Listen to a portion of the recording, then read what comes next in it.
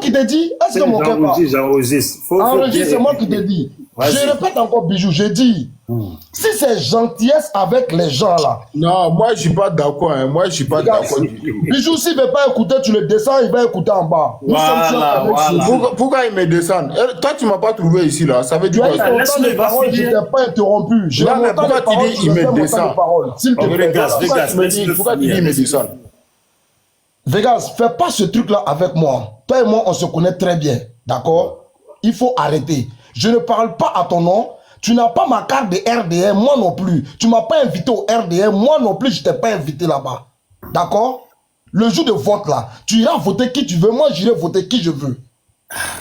Tu fais tes combats, je fais mes combats. Tu ne connais pas RHDP et le président Ado que moi.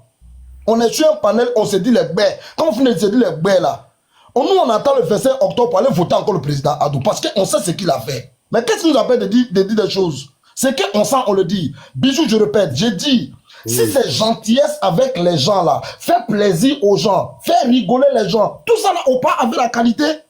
Mais j'ai dit, gouverner un pays comme Côte d'Ivoire, un pays qui est grand, qui est lourd, on peut pas. Parce que le pays ne se gère pas seulement avec les sentiments et l'amour. Le pays se gère avec toutes ces circonstances. La sécurité, le développement, la socialisation. Il y a tout ça qui fait partie d'un pays. Quelle image on présente dans un pays? Dans le pays, quand on était avec Opa, Blé Oudé était plus respecté que certains gens, que d'autres gendarmes en Côte d'Ivoire. Est-ce que ça, on appelle ça une nation respectée ou respectueuse? Il faut la vérité aux gens. Blé Oudé, on l'a vu à Daloa au stade. Lui seul, son cortège, il y avait combien de voitures, véhicules derrière lui? Et il était en tant que qui? On a vu M. Stéphane Kipré, qui arrivait à côté de, comment on appelle, BCC de Daloa. Il nous a versé de l'argent dessus. Mais il travaille en tant que qui? Et le président Opa lui-même dit, on me dit que vous volez, mais un jour, ils vont vous attraper. Mais le président, il sait que les gens volent, mais il dit, un jour, on va les attraper. Il y a eu trop de failles. Quand on gouverne un pays, il faut être strict et il y a des trucs qu'il ne faut pas permettre. Et surtout le développement, il faut beaucoup penser à ça. Et il faut chercher à construire. C'est ce qu'on demande aux gens. C'est pourquoi je dis Opa ne pouvait pas nous gouverner. Le président a doit arriver, les gens pleurent, les gens crient, se disent, mais est-ce qu'il les calcule? Ce qu'il peut faire, il le fait. Mais lui, comment on appelle? Sa force, c'est la sécurité, le développement, et il travaille dessus. Il a augmenté les salaires des fonctionnaires. Bijou, si tu as un parent qui est gendarme, que son salaire a été augmenté, est-ce que toi, Bijou, tu ne manges pas? Les instituteurs, les médecins et tout cela, ils ont eu des salaires, mais les gens vont toujours continuer à pleurer. C'est ça un chef d'État. Moi qui parle, Bijou, je suis sénoufo, je suis de bon. Mais mon propre petit frère, même mon père, il a passé des concours, il n'a pas eu. Il faut le dire aux gens. Mais autant de pas, quand tu criais fort, tu étais gueulard, on t'approchait, et puis on te plaçait à quelque part là-bas en tant que fonctionnaire. C'est pas ça qu'on appelle gérer un pays. Un pays, il faut mériter des postes pour être là. C'est ce que nous reprochons aujourd'hui au pas. Il serait là quelqu'un qui va nous réunir, nous tous ensemble, même dans la fête, si quelqu'un te parle bisou. Moi, je suis sénoufo. Mais j'ai été éloigné par quelqu'un que je ne dirai pas son nom ici parce qu'il est encore vivant. Au lycée moderne 2, donc on avait divisé la Fessi à deux. Un côté de Fessi qui était du nord, avec les Bakayoko et tout, et l'autre côté de Fessi qui était avec les Zouzoa, des petits Bété et Guéré et Boulot et autres. Je dis pas son, lui, je dis son nom parce qu'il n'est plus de ce monde. On ne peut pas gérer un pays comme ça en cherchant à diviser les enfants de ce pays. Il faut réunir, taper tout le monde de la même manière. Bijou, on ne serait pas là. Donc pour conclure, Bijou, tu es quelqu'un de très sérieux, mon frère. Je te jure, Bisou, tu as de l'avenir dans la politique. Tu as de l'avenir dans la communication. Parce que quand tu parles, tu piques fort, tu parles fort et tu mets la comédie dedans. Mais ça permet aux gens de rester et puis t'écouter. C'est pas comme les gens qui crient à visage caché, masqué. On va aller du là, on va faire le pays là comme ça. C'est des plaisantins, Bisou. Ils ne peuvent rien créer.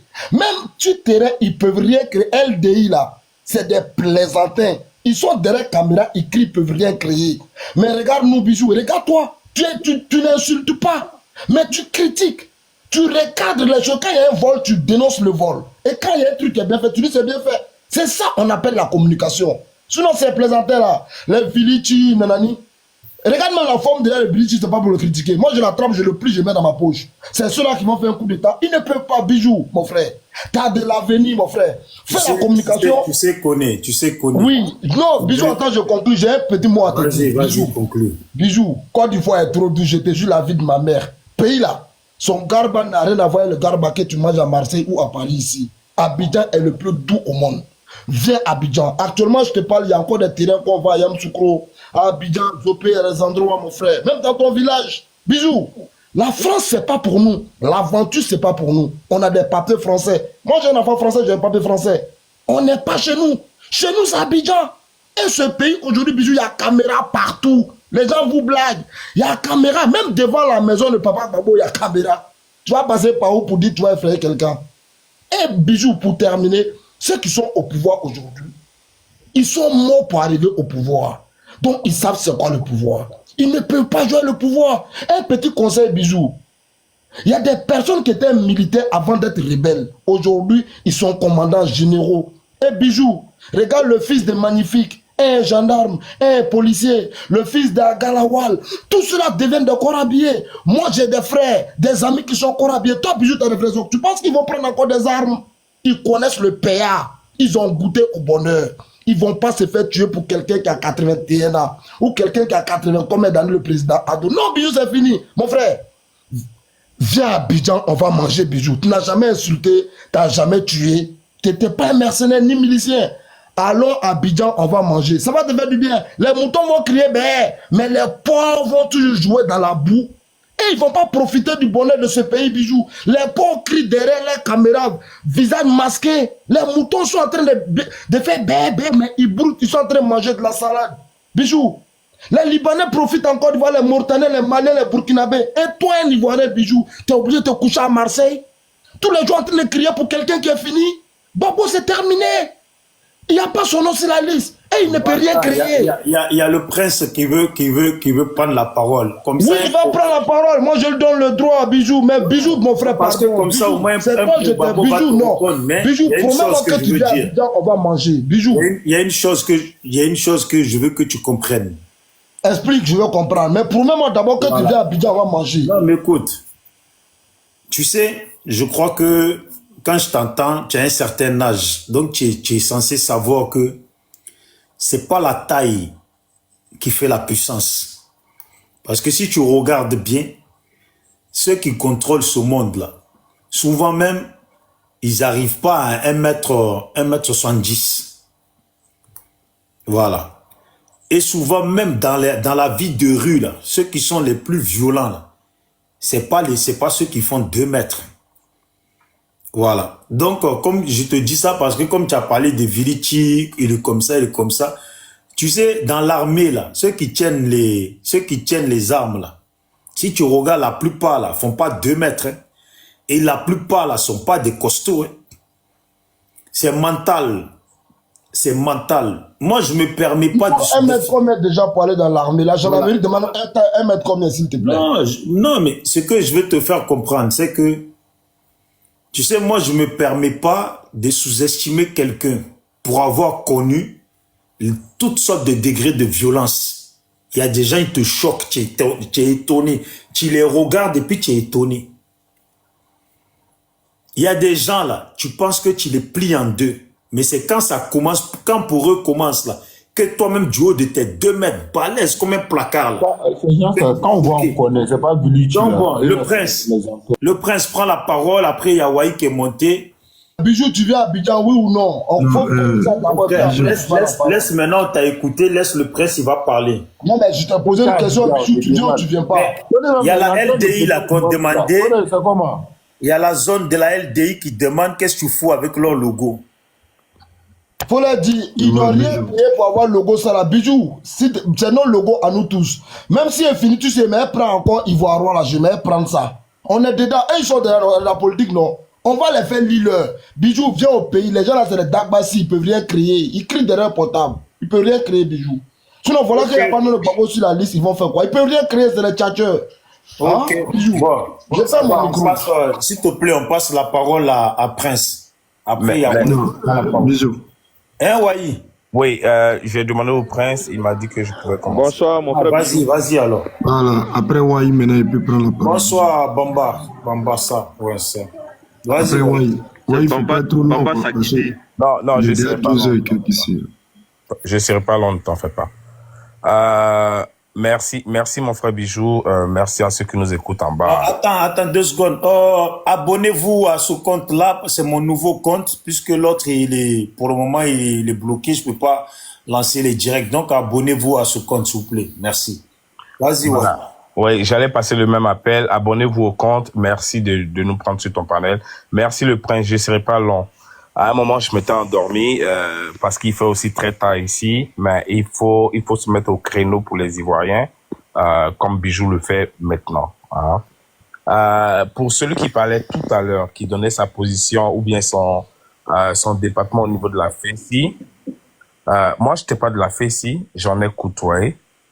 J'ai été à l'université de Cocody, anciennement Houphouët-Boigny donc. J'ai fait une maîtrise en droit. Après, j'ai enseigné en Côte d'Ivoire, donc professeur en Côte d'Ivoire. Et puis après ça, on a laissé le tablier à cause de Ouattara qui gère le pays de façon opaque. OK? Ça, c'est pour sa gouverne.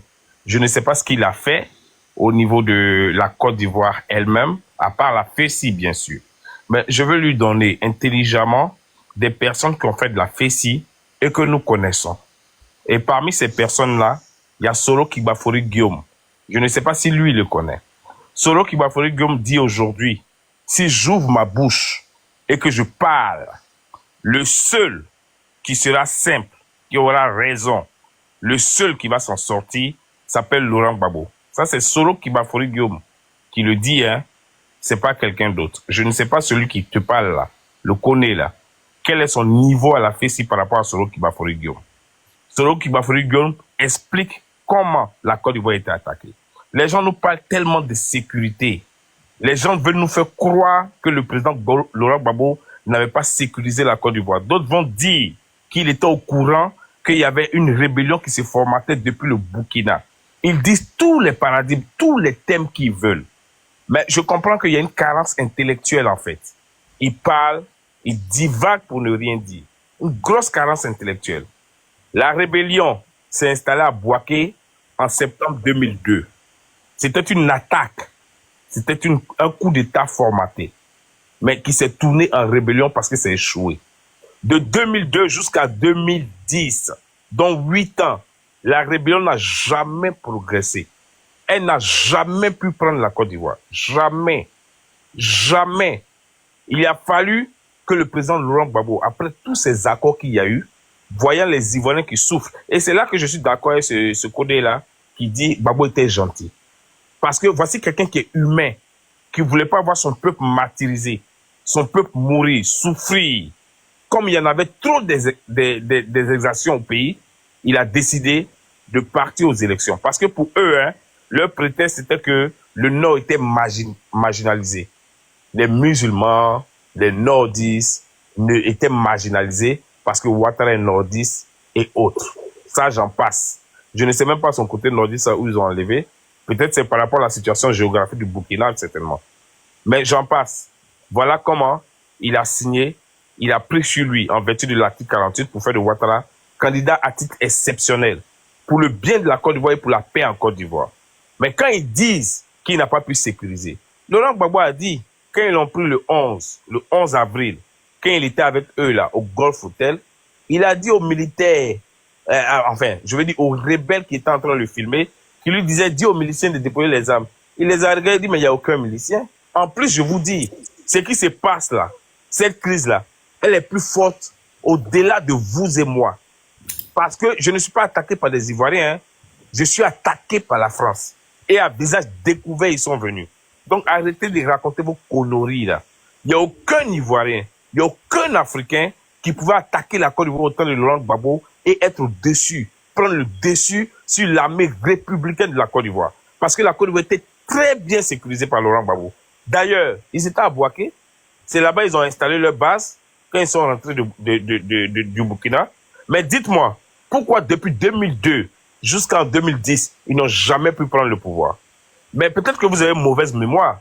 Moi, j'ai vu une vidéo où Ouattao, avec les shérifs, eux tous, ils étaient arrêtés. Et Ouattao prenait les instructions. Il parlait au téléphone et il disait, on ne peut pas rentrer sur Abidjan. Si les Français peuvent nous aider, ils n'ont qu'à nous aider. Et l'interlocuteur lui disait, oui, on va déblayer le chemin pour que vous rentrez.